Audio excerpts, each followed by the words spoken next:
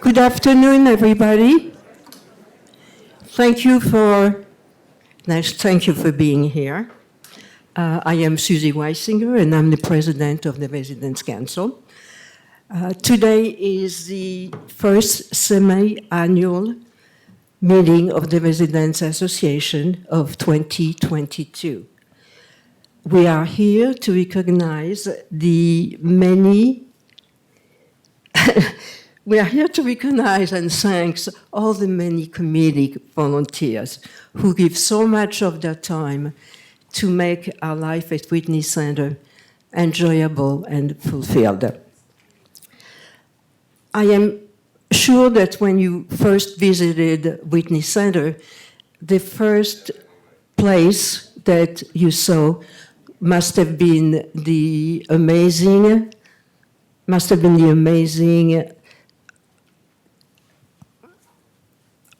art gallery exhibit. This show is being produced by the committee of the art gallery, one of our 12 committee. And you can see today what a difference it makes when you walk down Main Street today and the walls are naked. So thank you to our wonderful art gallery committee who beautify our walls. But the Art Gallery Committee is only one of our committees. Indeed, we have 12 committees who work to enhance our safety, our well-being, our comfort, and strive to fulfill our intellectual, social,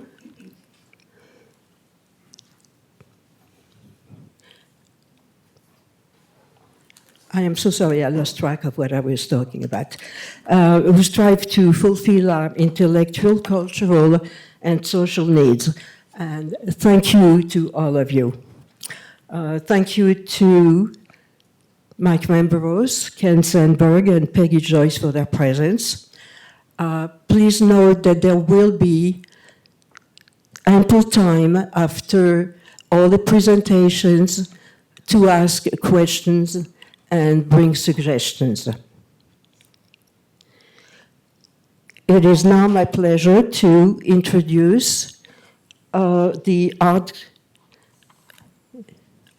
It is now my pleasure to introduce the. I'm so sorry. I must be coming down with something. Either this or it's too much wine. I would like to, before we introduce all the committee chairs, I would like to ask each member of the council committee to introduce themselves. Also add if they are on any other committee and if they also are participating in our special interest group. So you get a rounded picture of who the 12 people here are. You already got my picture, so that's okay. So I'm going to start with, I'm going to start with Phyllis at the end. Phyllis.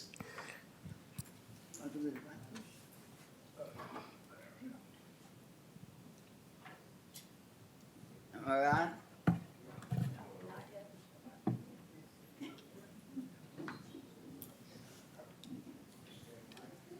Thank you. Phyllis Medvedev, and former president of the Residents' Council, and I'm on a few other committees. I'm chairing with Ken Sanders the Safety Committee. I am head of the Building Bridges, and I have another committee that I really can't think of at this time. Government, and I'm co-chair with Erwin on the Government Affairs Committee. Erwin Braverman. I'm chairman of the Film Committee, and also with Phyllis on the Government Affairs Committee, and I also participate in the Art Studio Interest Group. microphone on? You didn't hear anything?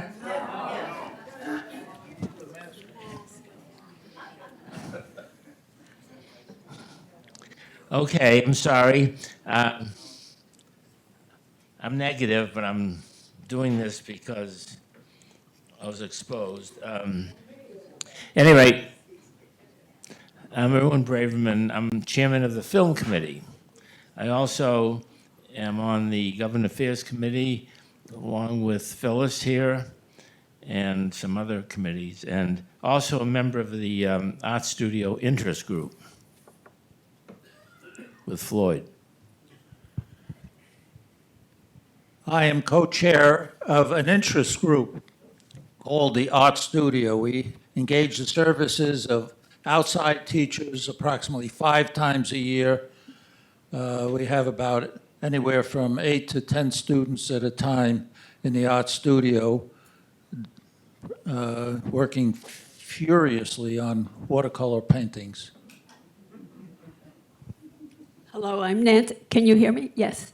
I'm Nancy Rosenbaum, and I'm co-chair of the Conservation and Nature Committee with Joe Bloomberg, and I'm on the House and Grounds Committee and Library Committee. I work on ordering books, which is really fun. Lucy Ambach. I'm on the music committee and also sing in the Whitney Center Chorale. And we are performing on Tuesday, May 14th, and we hope you're all going to show up for our concert. I'm Lynn Hawkins. I am chair with Jerry Hesse of the Landscape and Garden Committee, and I'm on the Health Services Committee, and I have a past on a few other committees. I'm Evelyn Crevelin, and I'm chairman of the Art Gallery Committee that Susie spoke about, and you'll hear more about that. And I'm on the Dining Committee and on the Health Services Committee. I'm Esther Crystal, and I'm chair of the Dining Committee, and I'm on the Health Committee and the Advisory Committee, Government Advisory Committee, and also the group that meets with the high school students. That is really a wonderful thing. I'm Roz Lefker. I'm on the Employee Appreciation Fund Committee. I'm on the Dining Committee, the Hospitality Committee, and the Health Services Committee, where I had finished 2.5 years as chairman. I'm Betsy Clark, and I'm on the Lecture Committee. I'm on the Whitney Center Employee Appreciation Fund Committee, and I'm on something called the Technology Task Force. Not because I know anything about technology, but I'm their guinea pig. I'm the one that doesn't know anything. So they use me as a test case to represent all of you that don't know anything. I'm Margie Prince, and I'm not chair of any committee. I am liaison to the Conservation Committee. Thank you to all our committee members for all the work that you do for us. We certainly appreciate it. I am now going to introduce our first standing committee chair, Anne Hutton.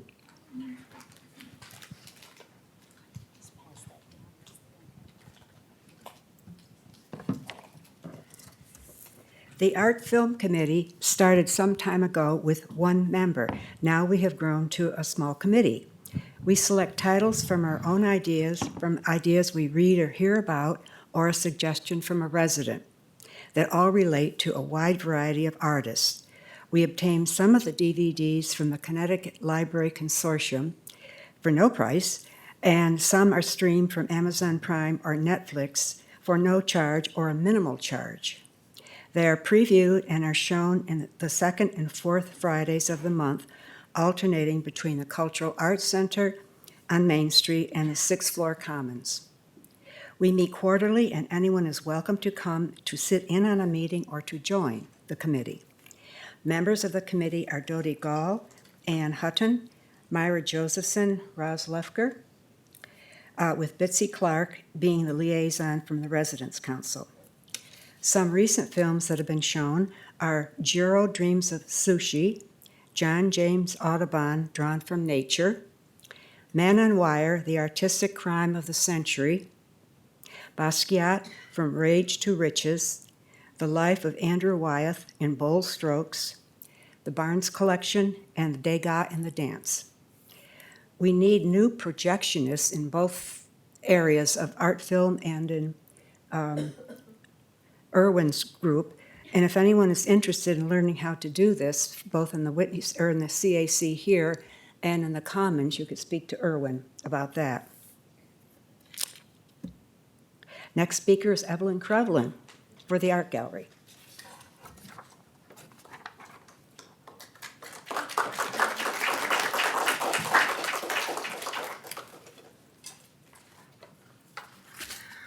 Hi. As you know, I'm chair of the Art Gallery Committee. This committee is responsible for the art display that graces the walls of Lower Main Street at Whitney Center. My fabulous committee works hard to interview all art contributors and helps organize the exhibit that we present to you, residents. They are Louise Bandieri, Dodie Gall, Myra Josephson, Sheila Taub, Van Selden, Susan Rosner, Irene Miller, and Betty Lou Blumberg. Since February, the resident staff exhibit has been on display. I hope you've enjoyed that exhibit. It's down now, but we were very lucky to have so many talented residents and staff who enjoy sharing their work with all of you. Tomorrow, we will be installing the Invitational Artists Show. 9 Whitney Center artists will be displaying multiple works of art that represent their many talents. I hope you will all enjoy this next show. The reception, the opening reception, is Friday afternoon at 2:00, where we will have the speakers, 2 resident speakers, and 2 of the speakers of the other art show that's on Upper Main Street. They will be speaking, and there will be refreshments afterwards, as usual. So it's 2:00 Friday afternoon. I want to give you a heads up for our art show in the future. In September, we will exhibit all your treasures. Please start thinking about something that is special to you that you have not made yourself, that you might want to share with the Whitney Center community and our annual treasure show. Thank you. And now I'd like to introduce Joe Blumberg, co-chairman of the Conservation and Nature Committee. Thank you.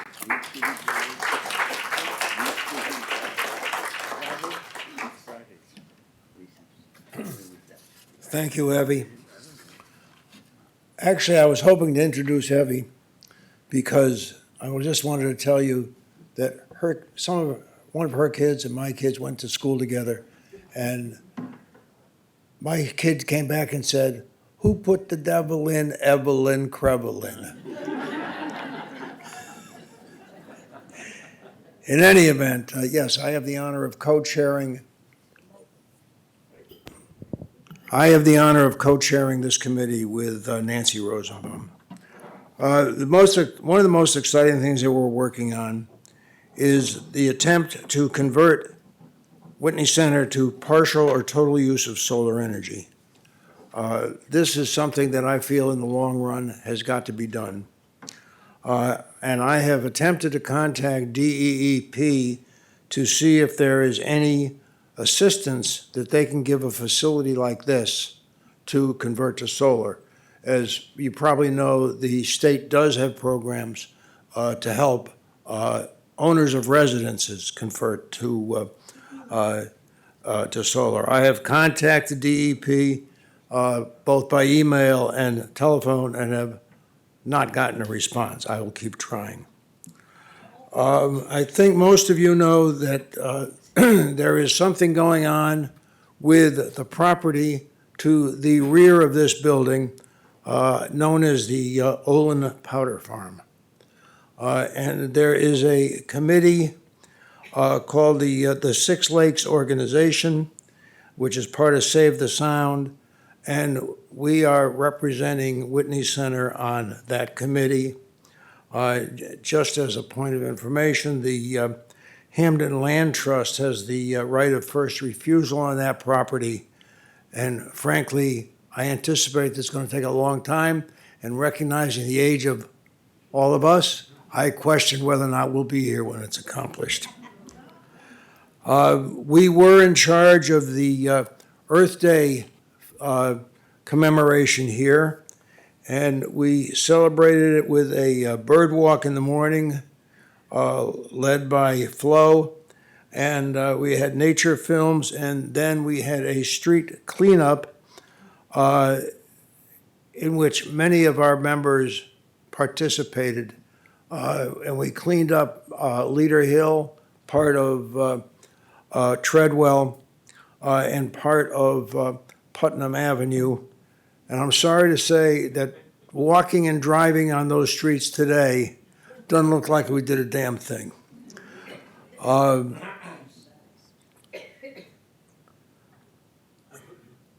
I understand 5 or 6 years ago, Whitney Center had a basic conversion to LED lights from incandescent lights.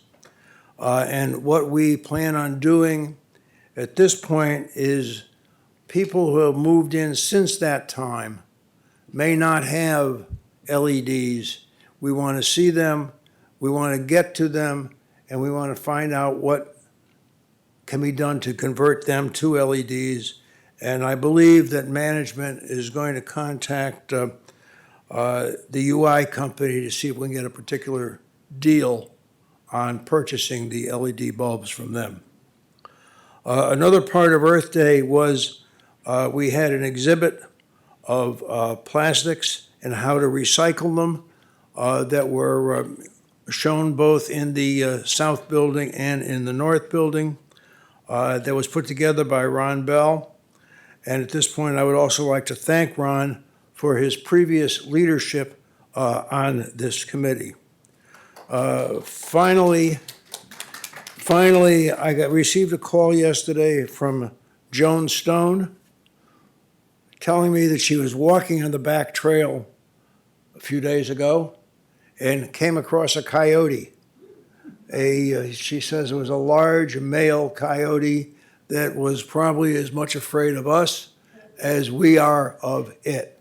So they do not, I think they're basically afraid of something as large as we are, and they look for smaller creatures. But I just want anyone who walks back there to be aware of that. And I think that basically does it for us. And it is my pleasure to introduce Esther Crystal. Anybody here like eating? Esther is in charge of the dining committee and is certainly very important to all of us. Thank you.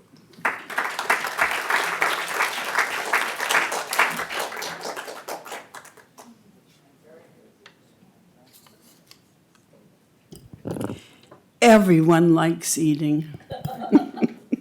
We do it every day. Anyways, thank you, Joe. During the time period from January to May 2022, the Bistro, Center Stage, Pub, and Corner Store remained open. Meal delivery to apartments continued. Catering for national, religious, and Whitney Center events took place. Staffing shortages caused variations in menu options and hours of operation. Whitney Center residents understood the limitations of the dining services and accepted them. These included the increase in the cost of your food due to inflation, and the availability of certain menu options. Thomas Hudson, director of our dining services, and his staff continue to operate with flexibility and high standards of service in spite of the challenges that face them. Increased attention has been made to provide for vegetarian, low-cost, and sugar-free options. In the future, pop-up high-end dinner experiences in the private dining room and meals in boxes to be cooked by you, the residents, in your own apartments is being considered. I want to thank the members of the Dining Services Committee who have advocated for nutritious, enjoyable, and satisfying meals for Whitney Center residents. The members are Batya Osterkon, Estelle Baltimore, Louise Bandieri, Sidney Feit, Ina Fisher, Allison Fox, Carol Greenbaum, Marjorie Herzenberg, Thomas Hudson, Ruth Jacobson, Chris Johnson, Evelyn Crevelin, myself, Howard Landiato, Rosalind Lefker, Krista Sammons, Marilyn Sudarsky, and Betty Sussman. There are a lot of people on this committee, and they're enjoying it. And if you, as I heard, enjoy eating and would like some adventure, come join us. We meet the second Tuesday of the month, which we're meeting tomorrow morning, at 10 o'clock in the 6th floor conference room. And now it's my pleasure to introduce Erwin Braverman, head of the Film Committee.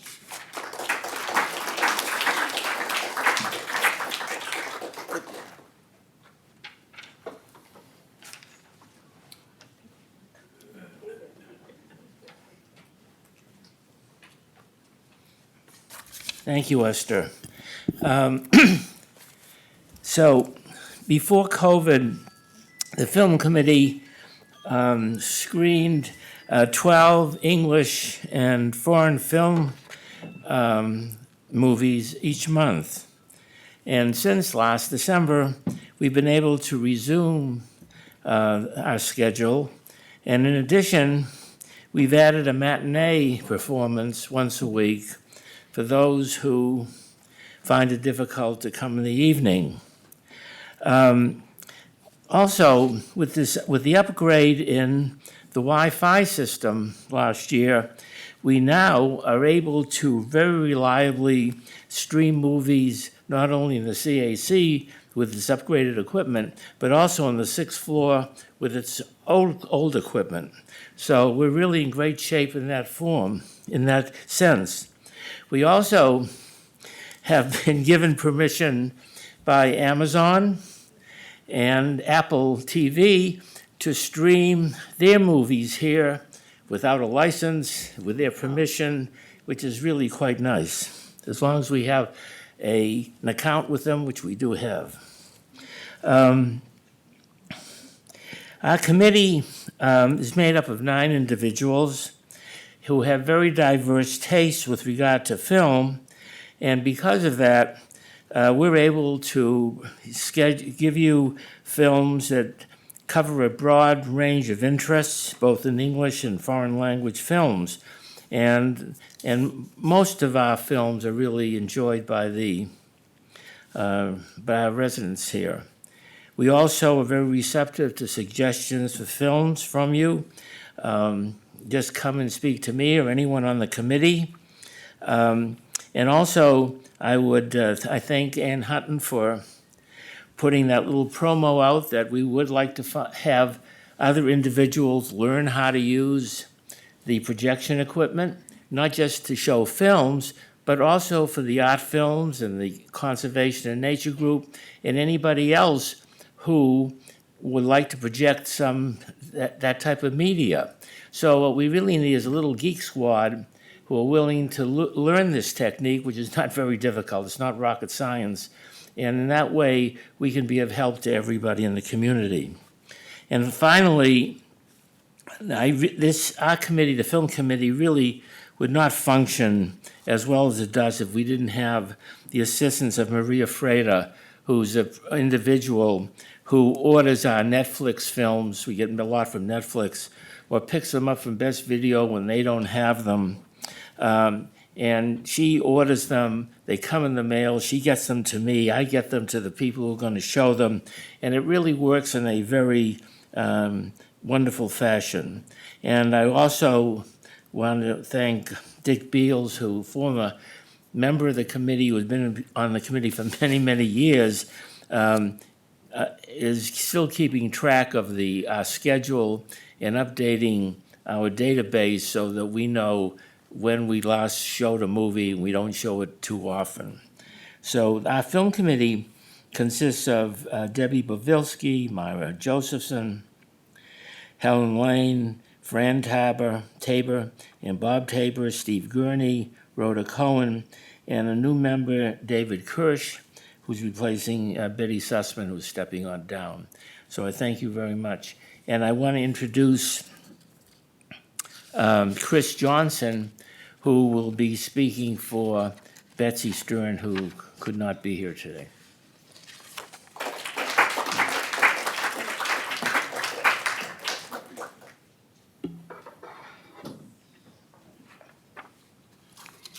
So I'm going to be here for 2 reports, and I hope you don't get tired of looking at me. Sorry.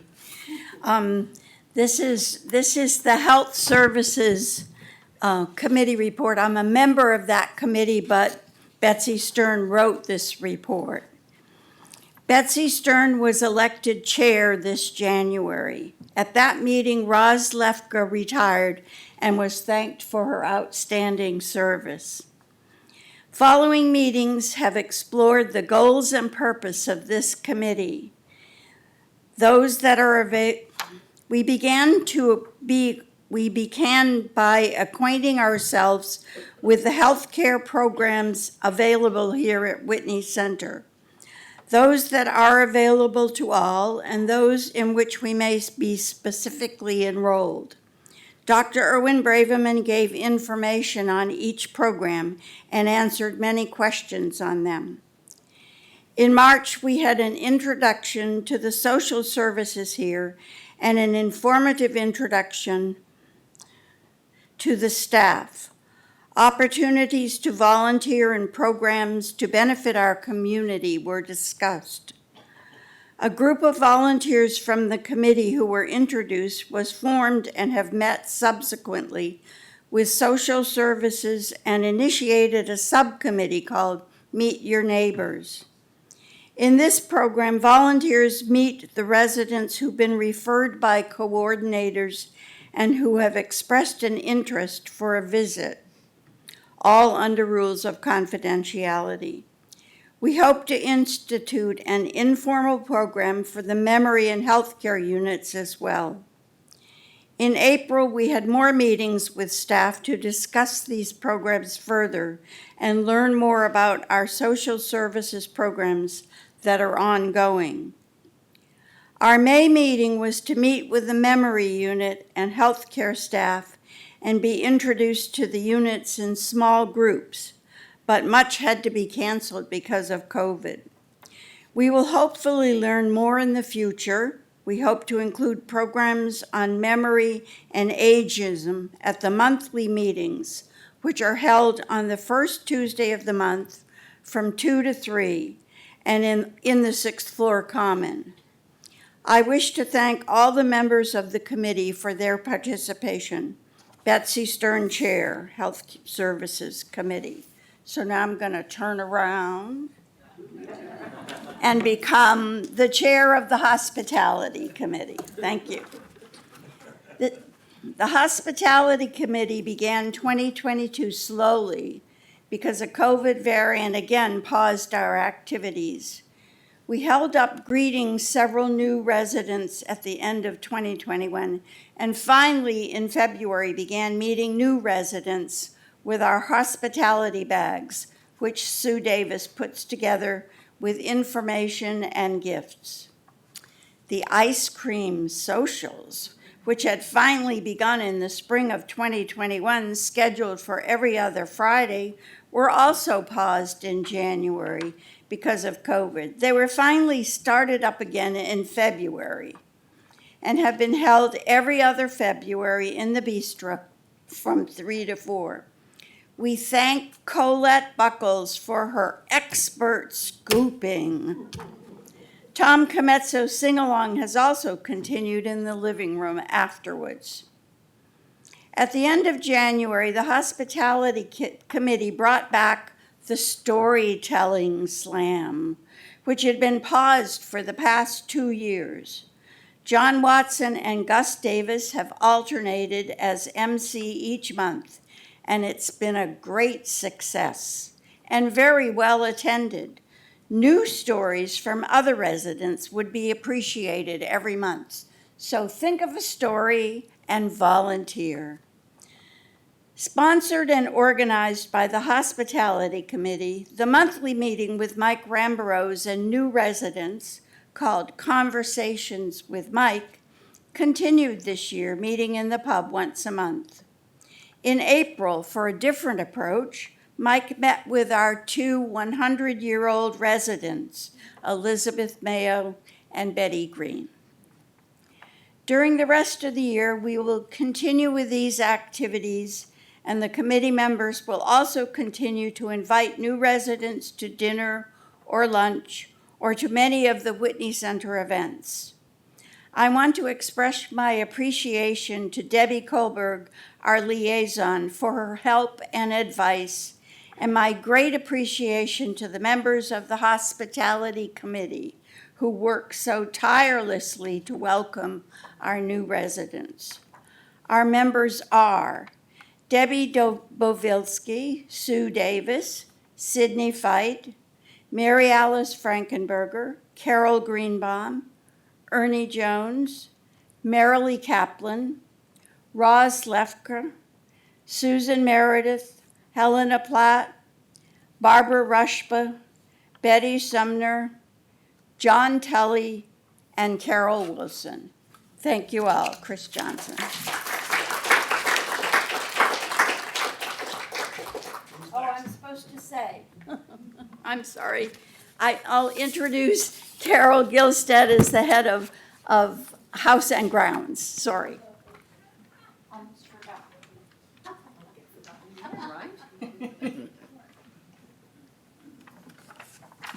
Thanks, Chris. House and Grounds, as you know, is concerned with the overall appearance of our home. So we deal with things like reporting corridor lights that are out, damaged carpet, damaged furniture, etc. One of the things that we dealt with this year was pre-pandemic, we had recycling pickup in the north building. Since we don't have a recycling room, we only had it once a week pre-pandemic. And once dining services resumed, post now endemic, I guess, is what we are. We requested that this be increased to 2 times a week to cut down on the volume of the recycling that would get dumped out in the hall for pickup, and also because people were trying to find enough room in their apartments to keep all the recycling. So this has been changed to twice a week, and it seems to be working well so far. In addition, we purchased a new American and MIA flags, and now the MIA flag is only going to be flown at the appropriate dates during the year. Since the House and Grounds is concerned with the appearance and the safety and the accessibility of all public areas, including the meeting rooms, entertainment areas, dining, including the pub and bistro patios, and resident corridors, it would really be wonderful to have representatives from each floor in each building participating in the House and Grounds Committee meetings. That way you can keep an eye on your corridor and report any concerns or issues that you have, as well as with those with the public areas. So we hope that more of you will consider attending and bringing any concerns or issues that you have to House and Grounds.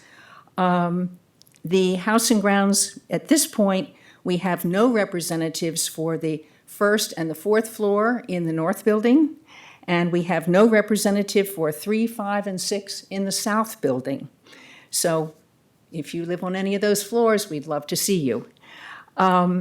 Remember that this is your home. And so therefore, if there are things that need fixing, please either come to House and Grounds Committee meeting and bring your concerns or the problems, or contact a member of the House and Grounds Committee so that we can try to deal with the issue. We find that our maintenance and our housekeeping department are very responsive, and we put in a work order for an issue that needs repairing, and it is done very promptly. The only time that you might see delays is if we're waiting for parts. As you know, the supply chain is struggling this year. The committee members are Alda Saunders, Dodie Gall, John Jones, and Nancy Rosenbaum from the North Building, and from the South Building, Ann Hutton, Carol Greenbaum, Floyd Kaplan, our liaison to the Residents' Council, Jean Giancola, who does actually a lot of odd jobs for us around here in terms of furniture repair and fixing, Ina Fisher, Lynn Hawkins, and a new member, Mers Peters. And we meet on the fourth Tuesday of every month in the conference room on the 6th floor at 10:45. So I hope to see more of you there. And I'm going to introduce Lynn Hawkins from Landscape and Garden, whom we co-work with on some situations. Lynn.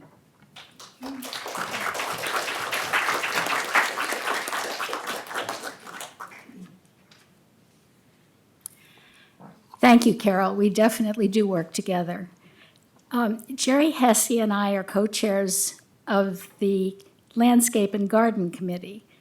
We have eight new and newish gardeners who've begun adding to the beauty of the gardens. Many continuing gardeners take care of plots, that's little garden areas, which are unowned in addition to their own gardens. There are still plots that would like their own gardeners, so if there's a gardener out there that's worried that there might not be a space for him or her, let us know. 4 raised garden boxes have increased the total along the east side of the gardens to 6. That is a garden box that's on legs and is about this high. Can you see about that high?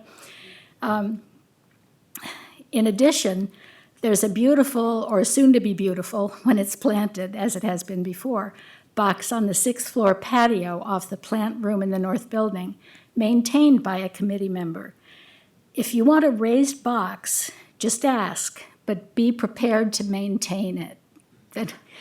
The ones on the ground get various levels of maintenance, but if it's a raised box, it really has to be looked after. The committee maintains the butterfly garden at the stairs into the south parking garage, and we have had butterflies. Gardeners have started, nurtured, and will, after the last frost, which I hope has already happened, be planting tomato plants in our downtown evening soup kitchen garden, also known as the desk garden. A gardener plans and creates flower arrangements for some special events, for example, the newcomers' welcome party, and for the dining tables. The garden party is planned for June 25th. Invitations will be sent. Landscape and Gardens initiated and voted to approve submitting a capital request to expand the PERS system to the back of the resident gardens, as well as to other uncovered areas of the grounds commonly used by residents. In case you're not familiar with the word PERS, it's Personal Emergency Response System. It's that little thingy you wear around your neck or on your wrist if you fall or have some other health event. This request will be submitted every budget year until we get it. You laugh. We're working on it. The landscaping at Whitney Center is lovely, but the most beautiful gardens here are indisputably the resident gardens north of the north parking lot. Do not wait for the garden party. We're open every day, all year long, and the flowers love to see you.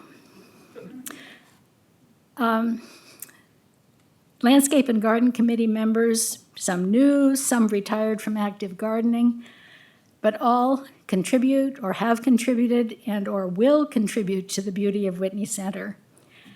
Betty Lou and Joe Blumberg, Floyd Kaplan, Lucienne Koifman, Gus Davis. I'm not sure how beautiful horseradish is, but I'm willing to find out. It's a matter of taste. Well, then I agree with you. It's wonderful.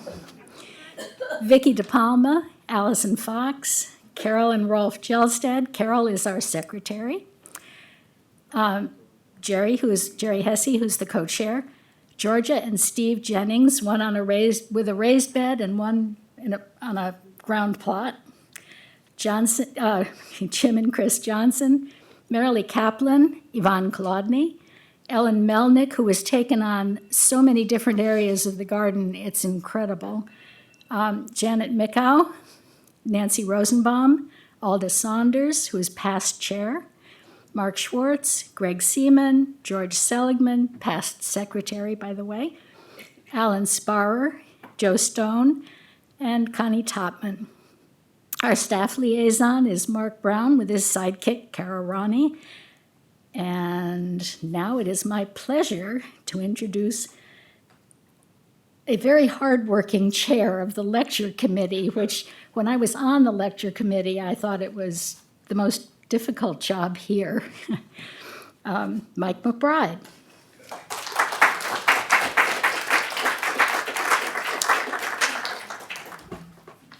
Thank you, Lynn.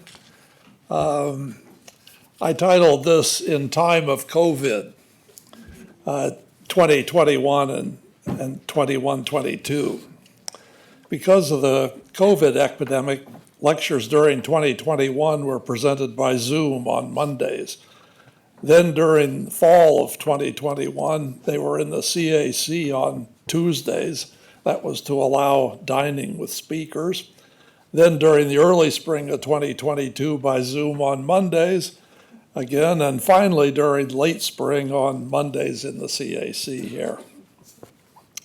During 2021, we sponsored 16 lectures, essentially every other week. And during 21-22, we recovered to 25, which is a more typical number. All but 6 of them were in the CAC this year. Zoom presentation had several virtues. One, we could invite speakers from remote speakers, for example, California and Israel. 2, lectures and discussions were broadcast on Channel 102 so that we believe most residents enjoyed the lectures in the comfort of their sofas or lean-back chairs. 3, projection in the CAC also allowed a few residents to watch together safely. And 4, we could make video recordings of the Zoom sessions, though there's been minimal call for their rebroadcast. But Zoom had several disadvantages. 1, we missed the pleasure and stimulation of hearing the lecture in person and as a community. 2, audience feedback to the speakers was minimal, both during the lecture and particularly during Q&A, since only a handful of residents, or fewer, consistently participated by Zoom, and participation by telephone or in the CAC was so cumbersome as to be virtually non-existent. Feedback to the speakers is particularly important because that's the only compensation we offer our speakers other than the pleasure of dinner in the center stage. Our annual budget of $800 amounts to $32 per lecture. Obviously, this would constitute an inappropriate honorarium to offer such distinguished speakers. So it's been used only to reimburse short-range travel for occasional visitors, which has been irrelevant during COVID.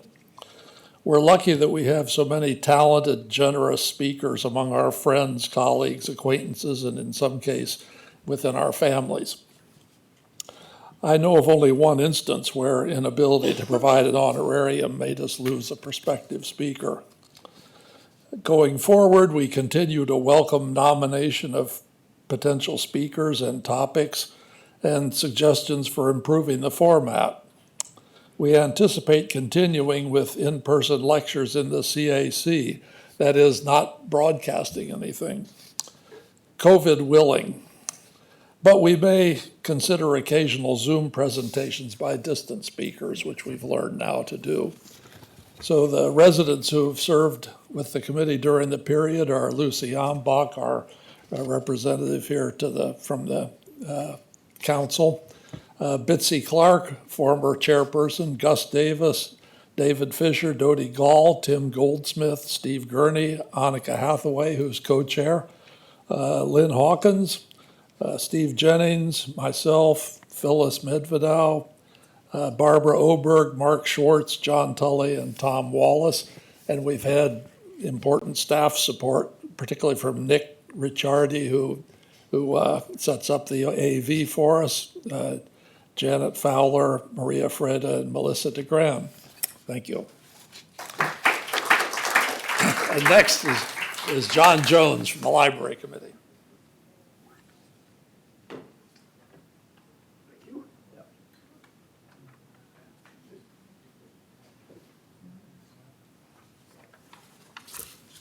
Are you still awake out there?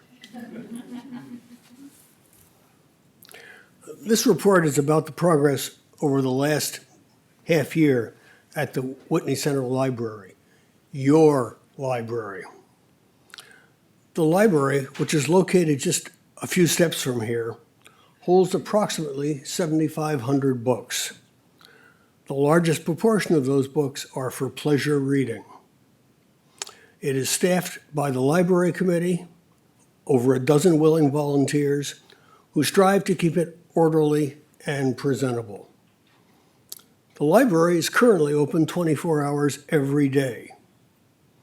The leader of this committed group is Gay Schenk, who happens to be away today, so you got me. Our administrative liaison is provided by Janet Fowler, for whom we are always grateful. Twice each year, we order additional books, new books for the library. Any suggestions of books of general interest would be much appreciated. Either speak to me or leave a note on the desk in the library.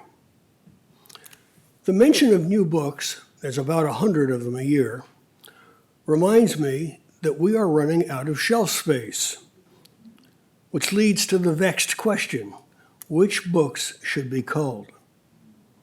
Last year, we realized that we were not keeping track of which books were popular and which books were sleeping on the shelves.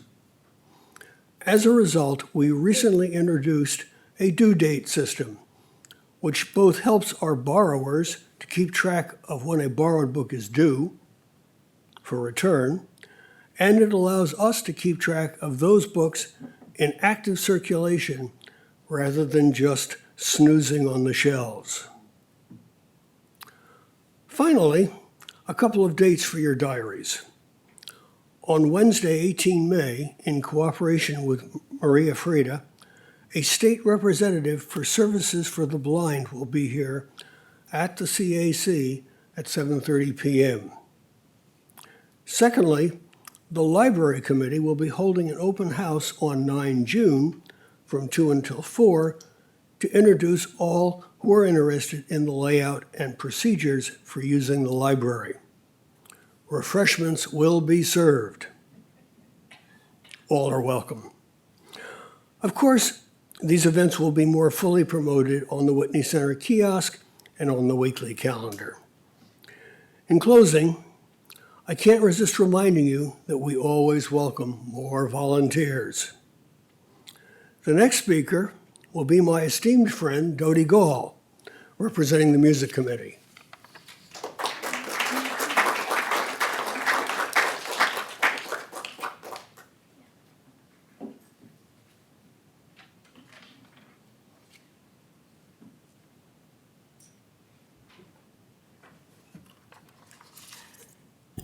Thank you, John, and let it be known I'm the end of the line here. This is the last committee report, I believe. I'm speaking on behalf of the Music Committee. Co-chairs are myself and Peter Hunt, and the members are Lucy Ambach, Judy Long, Roberta Thornton, Al Agostinelli, and our council liaison is Lynn Hawkins. And we thank Maria Freda and Janet Fowler, both back there, for their help in spreading the word and the playbills, if you will, the handout sheets for our concert performances. We welcome new members, always. Our meetings are on the third Tuesday of the month at 3 o'clock up in the 6th floor common. Now, for many years now, residents of Whitney Center have, I think, enjoyed the concerts on Sunday afternoons at 4 p.m., which our music committee organizes. They take place on an academic year from September through May, and we were able to resume these concerts this past fall. Our fall performances in 2021 included Boris Berman on piano and Ettore Causa on viola, the pianist Alexis Steer, Wendy Sharp on violin, a Haven String Quartet performance, and a four-hands piano performance by Alexis Steer and Derek Hartman. Thus far, our January through May 2022 concerts have featured the Gregory and Bethany Lewis duo on violin and viola, pianist Anthony Ratanoff with his amazing Mussorgsky's Pictures at an Exhibition selection, Wei Yang on piano, the Wall Street Chamber Players, Wendy Sharp and her violin students, the Elm City Winds Quartet, and coming in May, a trio of clarinet, piano, and violin by students from the Yale School of Music, and another four-hands piano performance by Alexis Steer and Derek Hartman. We're fortunate to have a long relationship with the Yale School of Music, and as you know, often feature their faculty and students on a variety of instruments. We also explored other possibilities this year within the greater New Haven area, such as neighborhood music school faculty and Music Haven.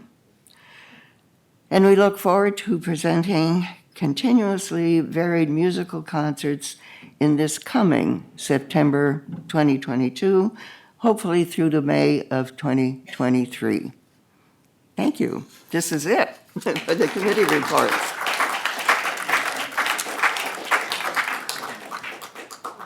Excuse me, there's one more committee report.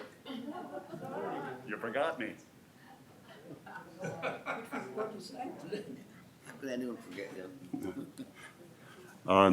I'm chair of the Grant Selection Committee. This is a committee that reviews applications from staff for tuition. This tuition could be for academic programs, for personal skill enhancements, or just self-enrichment, such as guitar lessons. Applicants must be employed for 1 year or more and in good standing.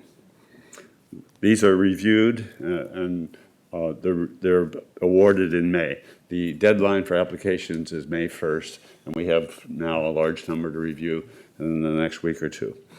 Committee members are myself, Al Agostinelli, Rolf Gezelstadt, Annika Hathaway, Steve Jennings, Dwight Miller, Susan Oberstein, and Leah Stambler.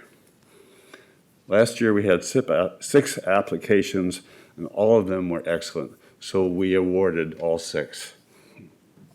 Also, last year, the Philanthropy Council suggested that the committee meet with the grant recipients to get their viewpoints on the process.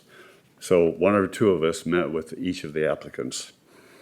The feedback was that the process is pretty good, But if they're applying for a renewal or a second grant, it's kind of a nuisance to get references again, since they've already done that. So we will probably drop that requirement. We'll discuss that at our next committee meeting. So that's my report. Thank you.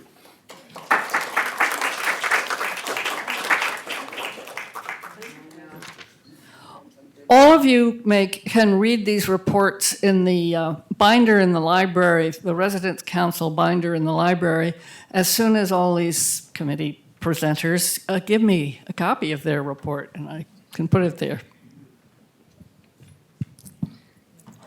Bravo to all the amazing committees and their many members.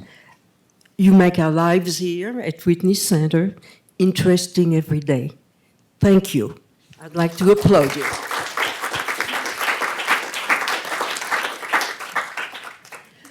Our committees are an essential part of our community, so please speak to each of them and volunteer to join them. I guarantee you will get a lot of personal satisfaction out of it. But in addition to the 12 plus 1 committees that you've just heard from, we also have 18 amazing special interest groups. There are too many. This will be part of a different meeting. And I'm sure that you will be very interested in each of them. In the meantime, there is a packet of information outside in the blue binder referring to each of those special interest groups, where people like-minded get together and enjoy different activities. And again, there's 18 of them. So please take one on the way out. I will turn the microphone over to Mike Memoros and Ken and Peggy for their comments. Thank you for being here. Okay. Well, thank you, Susie, and thank you to the Residents Council and the whole Residents Association.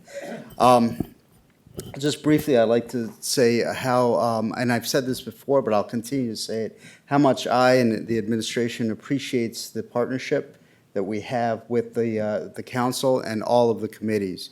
Some of you, I think, are well aware that Susie, as the president of the council, sits ex officio on our board of directors as a full voting member of the board. We also have another resident who is fully elected to the board, and we have several residents that sit on various committees of the board. So the partnership extends well beyond administration. It really is at the governance level of the community. And we are doing great things together. And over the years, our partnership, our collaboration has been increasing, and we're seeing more and more fruit of that labor really just have a positive effect on our community. The work we're doing with the Government Affairs Committee and the Conservation Committee, actually now looking at the Olin Powder Farm, all of these things are important to the future of Whitney Center as a community and to our success as an ongoing business concern. So I'm very, very appreciative.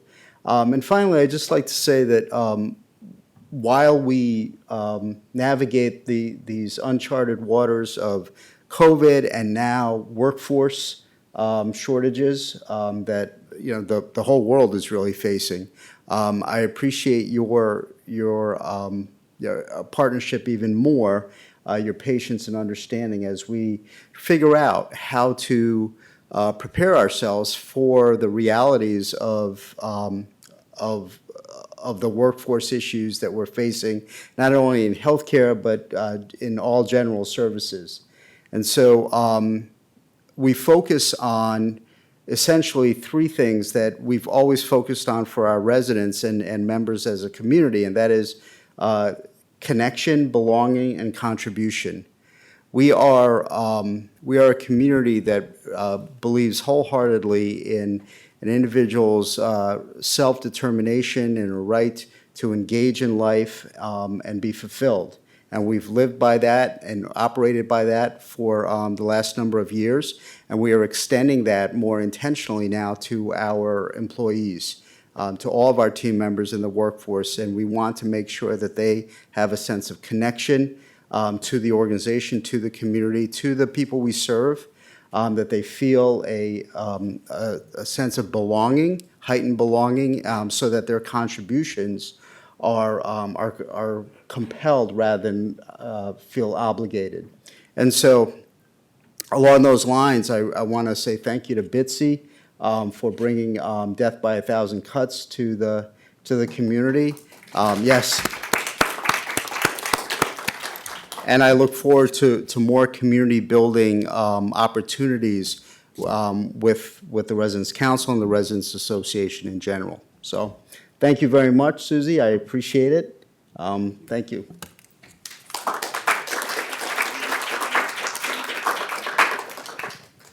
You all have been very patient and have not asked one single question. So now is the time that you can do that. Ken, you didn't have anything you wanted to say, and Peggy neither. We're just very happy to see you here. Questions for anybody?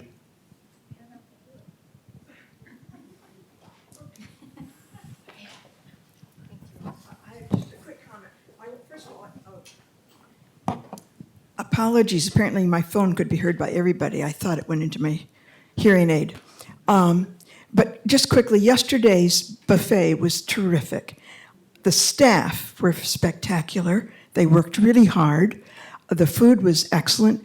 One comment, and it comes not just from me, but from several people with whom I shared lunch yesterday and other people, that we were all looking forward to the beef, that wonderful standing rib roast, but it was served on a steaming table, so it just cooked into a dry, dark something, and we wish we had had it under as a carving station. So just something to think about for the dietary folks, because we like eating. Any other question? Yes, Susie. I'd like to hear from Peggy as to the number of COVID cases we have.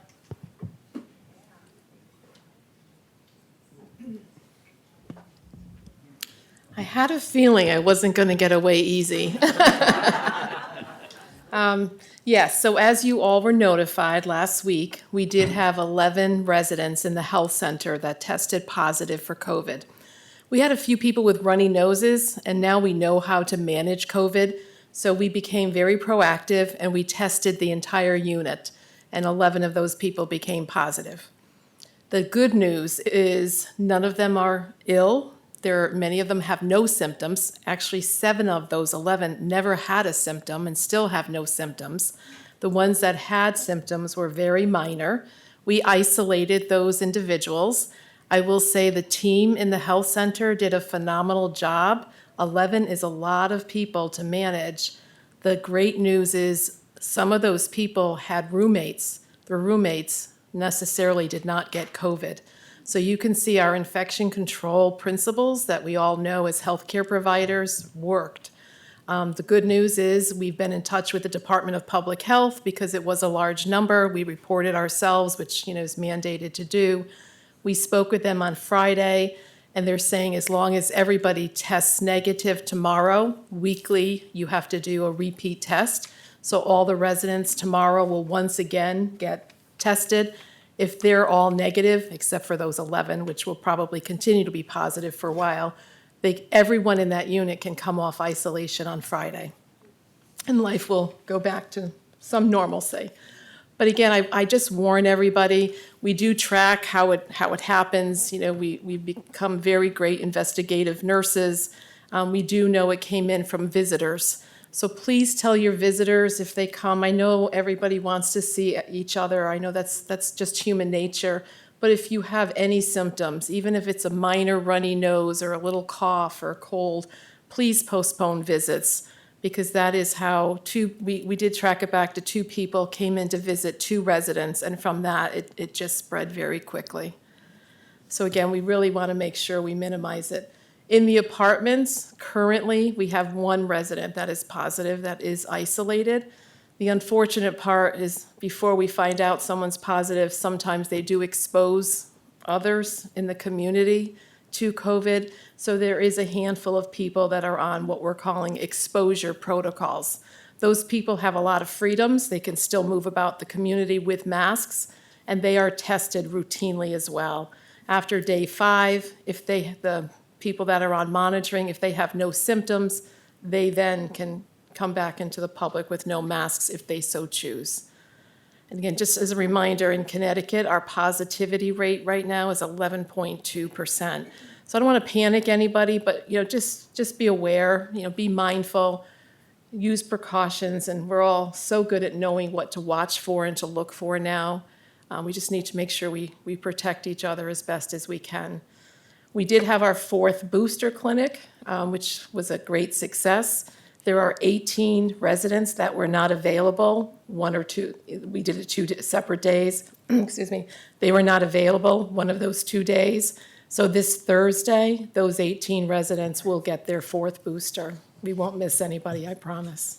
And again, staff was also offered that. It's not required of staff. We recommended it to staff that were over the age of 50, or if they had any kind of complex medical conditions like diabetes, cancer, and a good number of our staff took the 4th booster. Any other questions about COVID? Lois? I was one of the people that didn't get my shot, and we were told that we would be able to get them soon. Right. Yeah.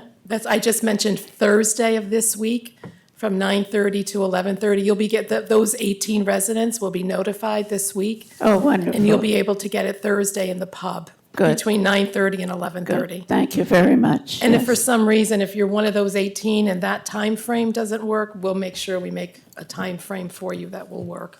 We want everybody to be boosted that wants to be boosted. Thank you. You're welcome. Hi, Phyllis.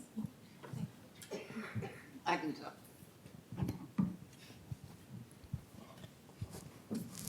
What percentage of the employees have taken all the shots? Well, the 4th shot, it's really optional. So I honestly don't count the 4th shot in because it wasn't a requirement. It's not a mandate. The 3 shots were mandate. And we had close to 97% that got all 3 shots, which is phenomenal for a size of this community. Thank you.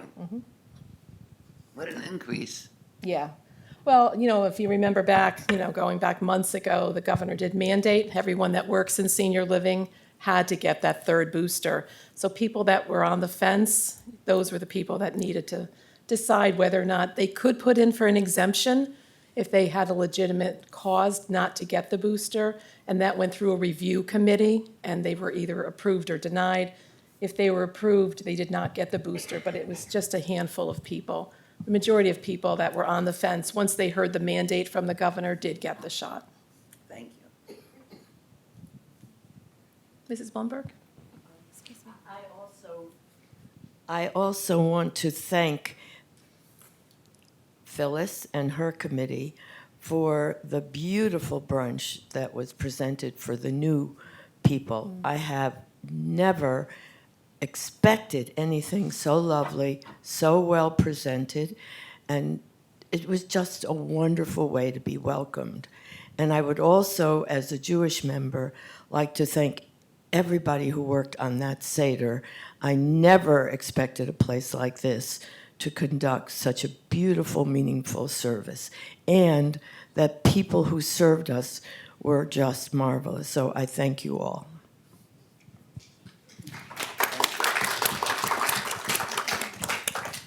Anything else COVID related?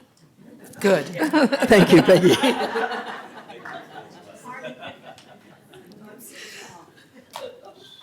Any other questions for any of our committees? I guess that they told everything so perfectly that we have no questions. So thank you so much to everyone.